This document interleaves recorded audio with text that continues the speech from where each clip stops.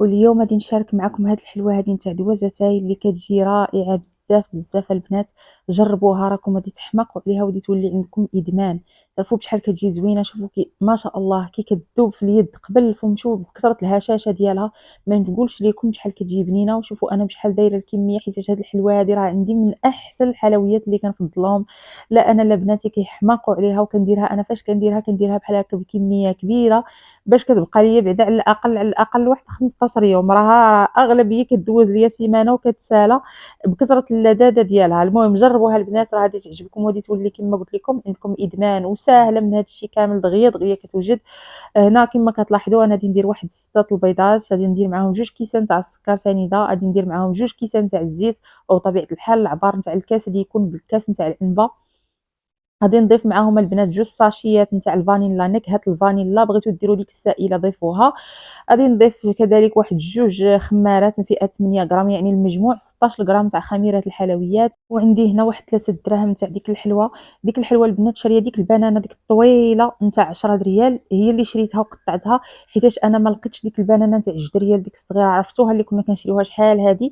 هذيك البنات كتجي زوينه بزاف. هاد الحلوه هذه انا ما لقيتهاش في الحانوت اللي حدايا، وخديت غير هاد الطويله هذه وقطعتها بحال هكا. الا لقيتو نتوما ديك الصغيره هي اللي تاخذوها، هي اللي كتجي زوينه بزاف. قطعوها رقيقه وخذوها في الالوان باش كتعطينا واحد المنظر زوين لهاد الحلوه هذه. اولا خذوا ديك البواطه اللي ما كيعجبهمش هذا ياخذ ديك البواطه نتاع الكونفي فخوي. انا كنت كندير شحال هذيك البواطه نتاع الكونفي فخوي، ولكن ما بقاتش بنينه بحال نتاع شحال هذه. ولات هذه اللي حاليا دابا شويه ناقصه في البنه ديالها، ما بنيناش بزاف. على داك الشيء كنستعمل هذه الحلوه البنانه، هي اللي كتجي صراحه غزاله وكتعطيني واحد البنه لهاد الحلوه هذه. شديت دوك 6 البيضات البنات درتهم في القصريه بحال هكا، ضفت ليهم السكر سنيده، ضفت ليهم الزيت، وكنبقى كنخلط بحال هكا مزيان مزيان حتى كيذوب ليا داك السكر سنيده. ومع ديك السكر نتاع الفانيلا، ديك نكهه الفانيلا حتى هي ضفتها. المهم كنخلط كلشي، المهم حتى كتبقى كذوب لكم ديك سنيده، ما تبقاش محبه لكم بزاف.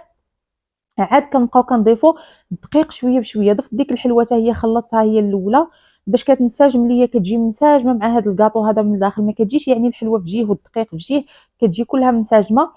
كنديرها قبل الدقيق هي الاولى، وغادي نضيف ليها الدقيق هنا شويه بشويه، وغادي نضيف هذوك 2 ساشيات نتاع خميره الحلويات. ضروري البنات ما ديروش غير ساشيه وحده. الا درتو بحال هكا غير نصف المقادير، نص كي 3 نتاع 3 البيضات، ديروا غير خماره وحده. ولكن الا درتو 6 البيضات خاصكم ديروا 2 بيضات، 2 خمارات، باش كتجينا منفوخه وكتجي هشيشه من الداخل، ما كتجيناش معجنه من الداخل. صافي كنبقى كنضيف شويه الدقيق شويه بشويه. والدقيق البنات انا راني عبرت هنايا كيلو هو اللي دخلت في هذه الحلوه هذه. الا درتو غير نصف الكميه غادي ديروا نص كيلو نتاع الدقيق. خاص هذه الحلوه هذه تجيكم بحال القوام نتاع ديك الحلوه اللي كنديروها نتاع حلوه الكوك. وحتى الا بغيتو ديروا هذه المقادير بها حلوه الكوك، راه شي مرات البنات انايا هذه العجنه هذه كنخرج منها 3 الانواع نتاع حلويات، الحلويات.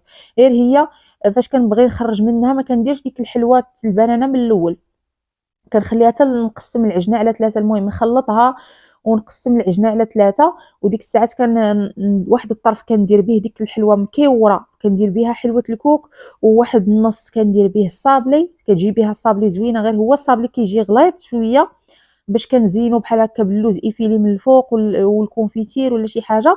وكندير هاد الحلوه هذه اللي طويله على الشكل نتاع الفقاس بالشكلاط. المهم انا البنات بعدا بناتي كيحماقوا على هاد الحلوه نتاع بالشكلاط، صافي قررت انني ندير لكم غير وحده ما نكثرش عليكم. راني ديجا خادمه لكم في القناه، حاطه لكم هاد العجينه هذه مخرجه بها 3 الانواع نتاع الاشكال في الحلويات. دابا نحطها لكم نولي نعاود نحطها لكم، الا بغيتوها كتبوها لي في التعاليق نولي نعاود نحطها لكم. المهم هنايا البنات من بعد ما عجنت هاد العجينه هذه، يعني وريتكم القوام ديالها، ما خاصهاش تكون قاصحه لكم. الا كانت قاصحه البنات العجينه بزاف اكثر من القياس باش كتدخلوها الفران، هذا الباكيت هذا اللي كنديروه على شكل باكيت كيتفرقع عليكم. خاص تكون العجينه القوام ديالها ما تكونش جاريه باش ما تسيحش، وفي نفس الوقت ما تكونش قاصحه. صافي انا قسمتها على 5 الكريات البنات، غادي نديرهم بحال هكا باكيطات. وكما كتلاحظوا فاش كتبان لي شي حلوه خارجه على برا بحال هكا كنشدها كندخلها لداخل وكنقرص العجينه ونولي نبرم. وفاش كنبقى نحط العجينه البنات مره مره كنضربها مع الارض باش كتخرج داك الهواء كامل اللي لداخل، كنضربها مع البوطاجي مع سطح العامل. وكنبقى كنكور فيها بحال هكا وكنزيرها باش ما كتجي تفرقعش ليا الحلوه. اما الا تشقات لكم من الاول تحاولوا ان من الاول تكون عندكم العجينة ملسة. باش كنقول لكم خاصها تكون ما تكونش قاصحة، إلا كانت قاصحة كتبقى من الأول دير لكم بحال هكا التشققات، ما كتجيو فين تدخلوها في الفران وطيبوها حتى كتبقى تفرقع. شوفوا ما خاصش يكونوا فيها تشققات أبدًا على برا، وإلا كانت ديك الحلوى خارجة على برا حاولوا أنكم تدخلوها بعدا لداخل واحد شوية، واخا تكون باينة شي شوية غير ما تكونش خارجة كاملة على برا. وفاش كنديروها البنات في الفران أنا غادي نطيبها غير في الفران تاع الغاز، غادي نديرها حتى كنحطها في الفران عاد كنشعل الفران، كنحطها في الفران بارد ما كنحطهاش في الفران سخون باش ما تفرقعش ليا. هذه الطريقة ديالها نتاع الطياب بحال الطريقة نتاع الفقاص، هكا كنديروا الفقاص. نثقبهم بحال هكا بهذا الكيغدون هذا باش ما يتفرقعوش ليا في الفران. أنا درتهم على نار مهيلة في الفران تاع الغاز، النار غير تحت منهم، وخليتهم حتى طابوا على خاطرهم وتحمروا من التحت كما كتلاحظوا. عاد حطيتهم في الطبقة التحتانية والنار فوق منهم يتحمر الوجه ديالهم وانا نخرجهم، حيتاش هادو البنات غادي يطيبوا غير الطيبه الاولى، ما غاديش نعاودوا نطيبوهم، خاصهم يطيبوا من الداخل. وباش تفاداو انكم كاع تعرفوا بان هاد الباكيت ديالكم طاب، خاصكم تقسموا ملي تشوفوه تحمر تقسموا شي وحده وتشوفوه من الداخل واش يبان لكم طايب ولا ما يكونش طايب. الا كان باقي خضر خاصكم تمهلوا عليه النار وتخلوه يطيب على خاطره، وإلا كان طايب صافي كتخرجوه كتحطوه. إلا بغيتو طيبوه في الفران الكهربائي البنات غادي تشعلوه غير من التحت الفران الكهربائي وتكون الفرفاره، إلا كانت عندكم الفرفاره من الأحسن، ما كانتش عندكم كتشعلوه غير من التحت وديروا له طي تحطوها في فران بارد كما قلت لكم وتشعلوا عليه على 150 160 درجه، ما تدوزوهاش وتخليوه كيطيب على خاطرو. راه كياخذ حتى لواحد الساعه الا ربع وهو في الفران كيطيب على خاطرو. صافي من بعد ما خرجته مباشره كنحطو بحال هكا البنات في هاد السربيته هذه اللي تكون نقيه، وكنشد ما زهر وكنرشو بحال هكا بما زهر باش كيجينا هشيش وكيعطينا واحد المذاق زوين بزاف لهاد الحلوه هذه. كنرش هاد السربيته كما كتلاحظوا من التحت وكنحط فيها الفقاس وعاود كنرشها من الفوق. هنا خديت ديك القرعه اللي كيكون واقيلا فيها واش 250 مليلتر اولا 260 مليلتر والله ما عقلت، المهم القرعه الصغيره اللي كتكون معتمده هي اللي كناخذها، هذيك القرعه اللي كتكون يعني العبار ديالها باين، ما كناخذش القرعه الكبيره غير القرعه الصغيره هي اللي كنديرها. كناخذها كنرشها كامله على هاد الحلوه هذه وكنخليها واحد الساعه بما كتشرب. غير كنرجعوا عليها كنلقاوها شربات بحال هكا. في الصيف البنات فاش كيكون الصيف راه تاخذ لكم ربع ساعه كتشرب دغيا، اما الا كان الحال بارد خليوها واحد الساعه هكا تشرب على خاطرها. منين كتنشف مزيان كنلقاوها نشفات من الفوق، ديك الساعات كندوب الشكلاط. انا هنا دوبت غير الشكلاط كالا كنضيف له واحد 2 معالق كبارين، انا خدات ليا هنا نص كيلو نتاع الشكلاط تقريبا.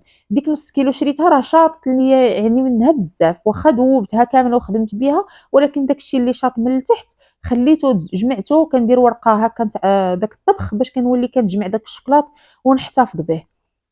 صافي كندير بحال هكا عليها الشكلاطه البنات دوبته مع 2 معالق كبار نتاع الزيت وكنبقى نحط عليها الشكلاط بحال هكا وكنفضها كنحطو تحت منها شي شبكه وكنفض هاد الحلوه هادي باش يجي ديك الطبقه رقيقه نتاع الشكلاط وكيجينا داك الشكلاط عاطي داك البريون من الفوق. غير كينشف بحال هكا الشكلاط صافي مباشره كنقطع هاد الحلوه هادي. ومن الاحسن البنات يكون داك الموس نتاع حاده ويكون ماضي ويكون عاد جديد باش ما يهرش لينا هاد الحلوه هادي. وهاد الحلوه راه ما كتهرش نهائيا. شوفوا كي كتجي كنحيد لها غير دوك القنيتات كنحطهم، ما كنبغيش نديرهم مع الحلوه كامله، كنجمع الحلوه في سوبيره دوك القنيتات كنخليهم كنبداو بهم هما الاولى كناكلوهم كنحيدهم من الطريق. وشوفوا كي كتجي ما شاء الله كلها كتجي مقاده ما كتهرس ما حتى شي حاجه. وشوفوا الحلوه كي كتجي من الداخل عطينا واحد المنظر زوين وكتعطينا واحد التحليكه واحد المذاق زوين.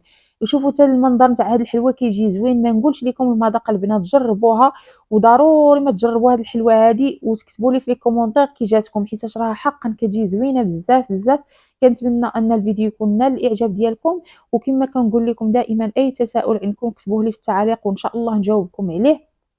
هنا ضروري ما كنحل لكم واحد الحبه باش تشوفوا شحال هشيشه راها من ساعتها، يعني راني طيبتها في ساعتها وشوفوا كي كتجي شحال هشيشه ما شاء الله ولات ما نقولش لكم.